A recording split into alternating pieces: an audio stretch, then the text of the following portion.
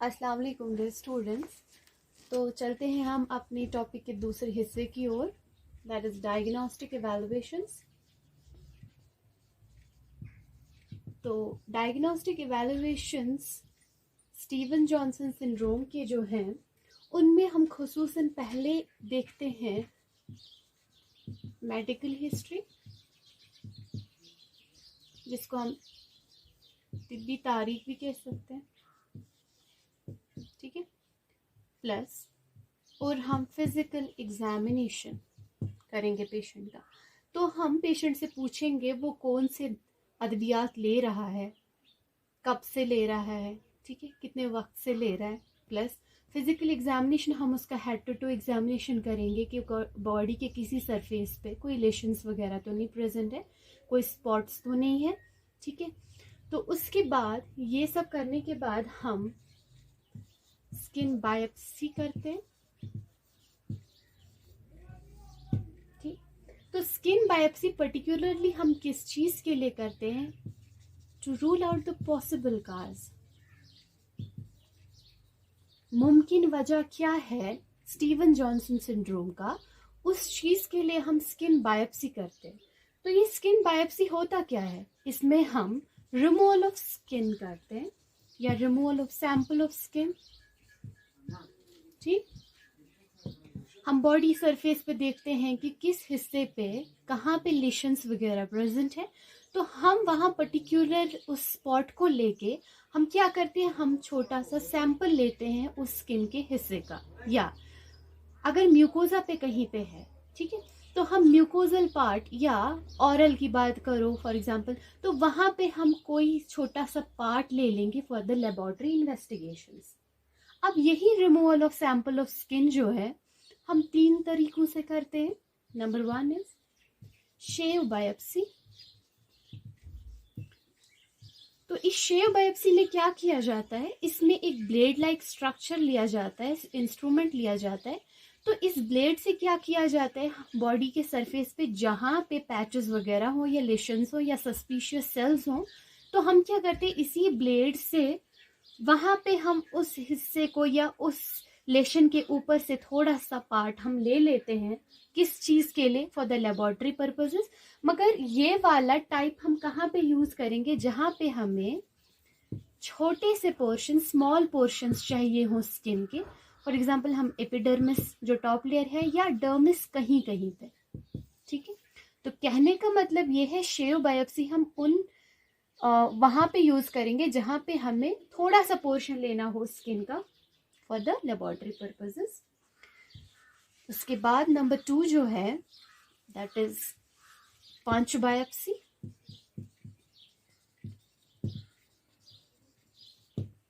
पंच biopsy में जो instrument हम यूज करते हैं वो सर्क्यूलर होता है, ठीक है। तो क्या किया जाता है, यहाँ पे ये इंस्ट्रूमेंट लिया जाता है, उससे हम स्किन के सरफेस को थोड़ा सा सर्क्यूलर मोशंस में फिट करते हैं। फिर वहां से हम पार्ट ऑफ द स्किन या टिश्यूज ले लेते हैं फॉर द लेबोरेटरी पर्पसेस, ठीक है। तो इसमें हम एपिडर्मिस भी लेते हैं, प्लस हम इसमें डीप लेयर्स भी ले सकते हैं। अब जो इंस्ट्रूमेंट पंच बायोप्सी के लिए हम लेते हैं वो ऐसा होता है, पेन लाइक स्ट्रक्चर होता है, ठीक है, इट्स लाइक दिस नंबर। तो इसे हम हैंडल कहते हैं, इसे हम हब कहते हैं, और इसे हम ब्लेड कहते हैं। तो क्या किया जाता है, यहाँ पे हम अपने हाथ में इस इंस्ट्रूमेंट को लेते हैं, फिर ये हम इंसर्ट करते हैं ऑन द पर्टिकुलर एरिया जहां पे हमें टिश्यू सैंपल लेना होता है। तो इस जरिए यहाँ पे टिश्यू इसमें फिट हो जाता है, और वो लेकर फिर हम स्लाइड्स पे डाल के लेबोरेटरी पर्पसेस में यूज कर सकते हैं, ठीक है। Next number 3 is excisional biopsy. तो एक्सिशनल बायोप्सी में क्या किया जाता है, इसमें हम नाइफ का इस्तेमाल करते हैं, जिसे हम स्काल्पल भी कहते हैं। तो क्या किया जाता है, हम बॉडी सरफेस पे, स्किन सरफेस पे देखते हैं कि कहीं पे लंप्स तो नहीं है, ठीक है, एबनॉर्मल स्किन तो हम पूरा ले लेते हैं, पूरे लंप को लेते हैं। ये एबनॉर्मल स्किन का जहाँ पे होगा उसका लार्ज पोर्शन लेते हैं बाय यूजिंग दिस नाइफ, और we can call it as scalpel. ठीक है, तो एक्सिशनल बायोप्सी में हम large part of the tissue लेते हैं, या लार्ज सैंपल लेते हैं, या पूरे लंप को ही ले सकते हैं। ठीक है, उस type of diagnostic evaluation biopsy वाला, स्किन बायोप्सी, उस टाइप को कहते हैं हम एक्सिशनल बायोप्सी। ठीक है, अब बायोप्सी करने के बाद या करने से पहले हम क्या करते हैं, before doing the biopsy first हमें ख्याल रखना पड़ता है, हमें पेशेंट को हिस्ट्री पूछनी पड़ती है। We have to do the diagnosis about bleeding disorders. ठीक है, by doing the particular test हम देखेंगे कि ब्लीडिंग टाइम कितना है पेशेंट में, क्लॉटिंग टाइम कितना है पेशेंट में, जिसे हम CTBT बोलते हैं। ठीक है, हम पेशेंट से पूछेंगे कि वो ब्लड थिनर्स तो नहीं यूज कर रहा था बिफोर डूइंग द बायोप्सी एमसे। ठीक है, हम देखेंगे कि हिस्ट्री ऑफ कोई स्किन इन्फेक्शन तो नहीं है। क्यों स्किन इन्फेक्शन? बिकॉज अगर हमें बायोप्सी करनी है, हमें कोई सैंपल लेना है, चाहे हम कोई भी टाइप यूज करें, टाइप 1, 2 और 3, तो हमें क्या, हमें तो कोई भी इंस्ट्रूमेंट लेना है। फॉर एग्जाम्पल रेजर ले, हम नाइफ ले, ठीक, या हम 5 बायोप्सी में इसका यूज करें, जो सर्कुलर इंस्ट्रूमेंट होता है उसका यूज करें। ठीक है, तो जो भी हम इंस्ट्रूमेंट यूज करें, हमें स्किन के कंटैक्ट में तो लाना है उस इंस्ट्रूमेंट को। ठीक, अगर फॉर एग्जांपल स्किन इन्फेक्शंस होंगे, इस इंस्ट्रूमेंट से वो इन्फेक्शन डीपर लेयर्स तक भी चला जा सकता है ड्यू टू हमारा रीजन। ठीक है, तो हमें पूछना पड़ता है पेशेंट को, या हम टेस्ट वगैरह करते हैं टू डिटेक्ट कि कोई इन्फेक्शन, स्किन इन्फेक्शन तो नहीं है, सो दैट इस स्किन बायोप्सी की वजह से और वर्सन ना हो जाए। क्लियर? हम मेडिकेशंस का पूछेंगे, पर्टिकुलरली वो मेडिकेशंस अगर पेशेंट यूज कर रहा है to suppress the immune system. ठीक है, हम पेशेंट को पूछेंगे वेदर ही इज डायबिटिक।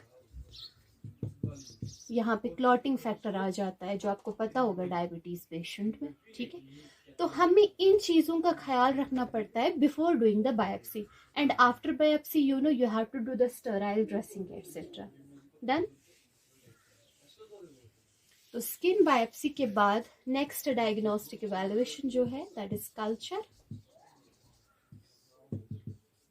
तो कल्चर कहाँ पे करेंगे? एक तो हम स्किन और म्यूकोजा। आप इस म्यूकोजा में फॉर एग्जांपल ऑरल ले सकते हो, या कौन सा टाइप ऑफ म्यूकोजा अफेक्टेड है उस जगह पे हम कल्चर कर सकते हैं। अब ये कल्चर किया कैसे जाता है? हम यहाँ पे स्टेराइल कॉटन स्वैब लेते हैं।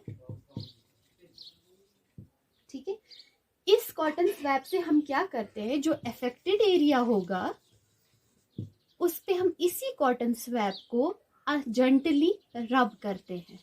For example this is the cotton swab, this is the skin surface. तो हम इस कॉटन स्वैब से रब करेंगे स्किन सरफेस को जहां पे अफेक्टेड होगा। ठीक है, फिर उसके बाद इसी कॉटन स्वैब को हम यूज कर सकते हैं फॉर द लेबोरेटरी इन्वेस्टिगेशंस। ठीक, अब फॉर एग्जाम्पल पेशेंट में कहीं पे ब्लिस्टर्स हैं, तो हम कल मैंने आपको बोला फ्लूइड फिल्ड वेसिकल्स। ठीक है, तो अब अगर ब्लिस्टर्स हैं तो हम क्या कर सकते हैं, हम इस ब्लिस्टर को काट के यहाँ पे जो फ्लूइड निकलेगा उसे हम कलेक्ट कर सकते हैं, और इसी फ्लूइड को हम फॉर लेबोरेटरी इन्वेस्टिगेशंस यूज कर सकते हैं। We will gather it as a sample. ठीक है, तो फिर उसके बाद हम लेबोरेटरी इन्वेस्टिगेशंस करेंगे। कल्चर के बाद आ जाता है इमेजिंग।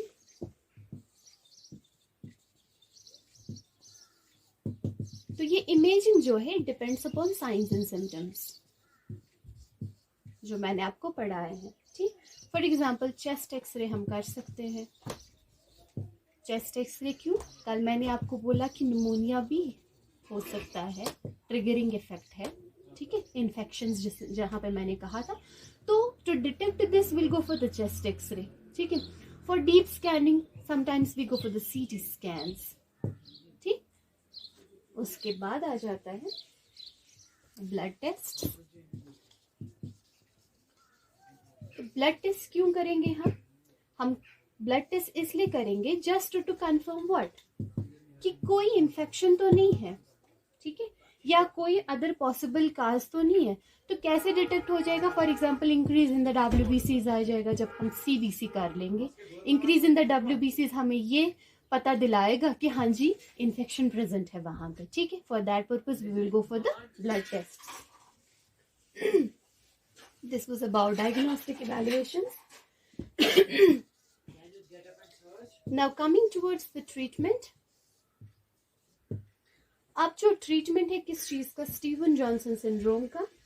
इसका मेन गोल जो होता है that is to include control किस चीज का? एक तो फ्लूइड का और इलेक्ट्रोलाइट बैलेंस। ठीक,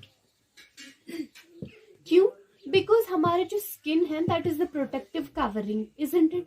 म्यूकस लाइनिंग जो है वो भी हमें प्रोटेक्शन ही देती है। ठीक है, तो अब अगर फॉर एग्जाम्पल स्किन जो है उसका डेब्रिमेंट हो गया है, डेड टिश्यूज बन गए हैं, तो वहां पे फ्लूइड लॉस तो होगा।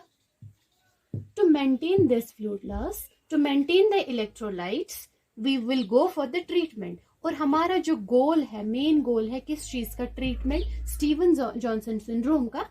उसमें हम पर्टिकुलरली ट्रीटमेंट देते हैं to control the fluid and electrolyte balance. Next, prevention of sepsis. दूसरा गोल क्या बन गया हमारा? Prevention of sepsis. मैंने आपको बोला जो ये सेप्सिस है ये लाइफ थ्रेटनिंग बन सकता है।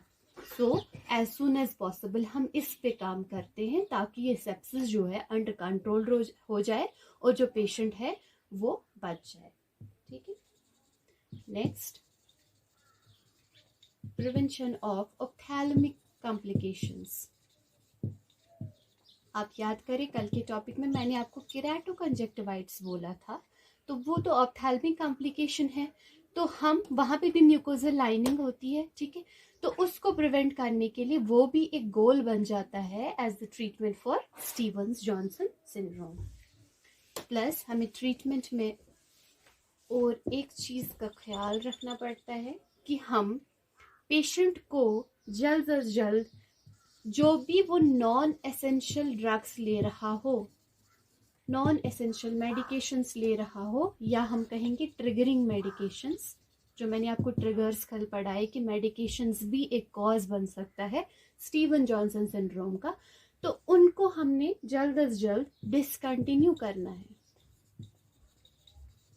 ठीक है, नेक्स्ट, अगर हमें पॉसिबल लगा, हमारे पास फैसिलिटीज अवेलेबल है, तो हम ज़्यादा ट्रीटमेंट है जो है वो हम पेशेंट का करेंगे इन द बर्न यूनिट्स या बर्न सेंटर्स बोलो।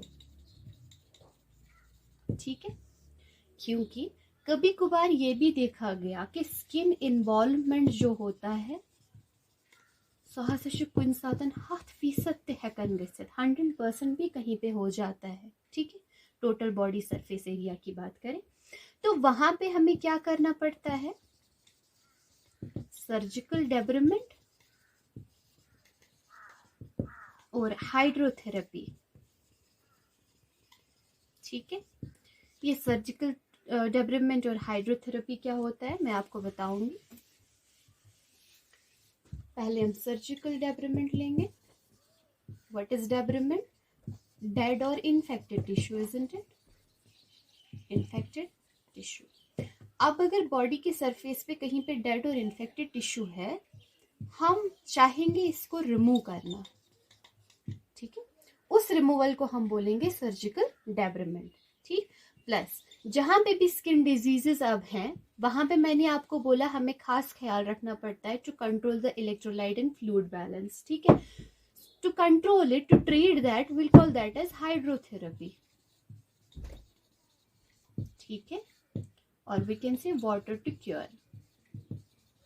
राइट, तो अब जो ये सर्जिकल डेब्रिमेंट और हाइड्रोथेरेपी है, ये पर्टिकुलरली हम एक प्रोसेस से देते हैं इन बंदों को, इन पेशेंट्स को, एक पर्टिकुलर टैंक में या टब में हम बता सकते हैं, उसे हम हबर्ड टैंक बोलते हैं। हबर्ड टैंक और टब, ये क्या होते हैं? ये एक लार्ज स्टील टब होता है, इसमें पेशेंट को रखा जाता है। ठीक है, और पानी में इमर्स किया जाता है। फिर क्या होता है कि जो इसके स्किन सरफेसेस पे डेड टिश्यूज होते हैं वो इस पानी में इमर्स के बाद शट ऑफ होना स्टार्ट हो जाते हैं। प्लस इसमें हाइड्रोथेरेपी भी हो जाती है, पेशेंट को, बंदे को इम्प्रूवमेंट इन हाइड्रेशन हो जाता है और पेन रिलीफ हो जाता है। ठीक है, तो इस टैंक को हम बोलेंगे हबर्ड टैंक और हबर्ड टब। इसके बावजूद next treatment is IV fluids to maintain the fluid and electrolyte balance. ठीक है, अब पर्टिकुलरली आईवी फ्लूइड्स उन बंदों में देते हैं जिनमें ज्यादा म्यूकोजल इन्वॉल्वमेंट हो, या हम बोलेंगे सीवियर म्यूकोजल इन्वॉल्वमेंट। ठीक है, जो निगल नहीं सकते हैं उनमें हम आईवी फ्लूइड्स का इस्तेमाल कर सकते हैं। या अगर कहीं हमें लगा कि बंदा निगल नहीं रहा है, वहां पे हम एनजी ट्यूब्स का भी यूज करेंगे। ठीक है, एनजी ट्यूब्स या आईवी फ्लूइड्स, डिफरेंस क्या? आईवी फ्लूइड्स हम तब यूज करेंगे जब सीवियर म्यूकोजल इन्वॉल्वमेंट हो। कहीं अगर हमें लगा पॉसिबल है एनजी ट्यूब्स का भी हम इस्तेमाल कर सकते हैं, वहां पे हम to maintain the nutritional level हम वहां पे नेजोगैस्ट्रिक ट्यूब्स का भी इस्तेमाल कर सकते हैं। ठीक, next temporary biological dressings. Biological means जो हम लिविंग सोर्सेज से लाएं। फॉर एग्जाम्पल इसमें पिग स्किन आता है, एमनियोटिक मेम्ब्रेन आ जाता है। ठीक है, एमनियोटिक मेम्ब्रेन, तो इनका खास रोल क्या होता है? To reduce the pain. एक तो ये पेन का रिडक्शन करते हैं, प्लस डिक्रीज इन इवापोरेशन। ठीक है, बिसाइड्स बायोलॉजिकल ड्रेसिंग्स हम प्लास्टिक सिम परमिएबल ड्रेसिंग्स का इस्तेमाल भी कर सकते हैं। फॉर एग्जाम्पल विजिलॉन, इसका भी यही फंक्शन होता है, to reduce the pain and to reduce the evaporation. ठीक है, प्लस इनका और एक फंक्शन होता है to prevent the secondary infections, कि और कोई इन्फेक्शन ना हो जाए बॉडी में या स्किन पे, टू प्रिवेंट सेकेंडरी इन्फेक्शंस। ठीक है, कल मैंने आपको बोला कि आईज का म्यूकोजा भी इन्वॉल्व हो सकता है, तो हम ट्रीटमेंट में आई केयर भी दे सकते हैं। ठीक है, प्लस हम सिस्टमिक इम्यूनोमॉड्यूलेटर्स का इस्तेमाल भी कर सकते हैं। For example antihistamines, you know antihistamines, corticosteroids. Clear? तो ट्रीटमेंट में बहुत सारे स्टेप्स आते हैं जो मैंने आपको बोला, और किन चीज़ों का ख्याल रखना पड़ता है वो भी मैंने आपको समझाया। बाकी जो हमारा नेक्स्ट टॉपिक होगा वो नेक्स्ट लेक्चर में होगा। Stay tuned and thank you.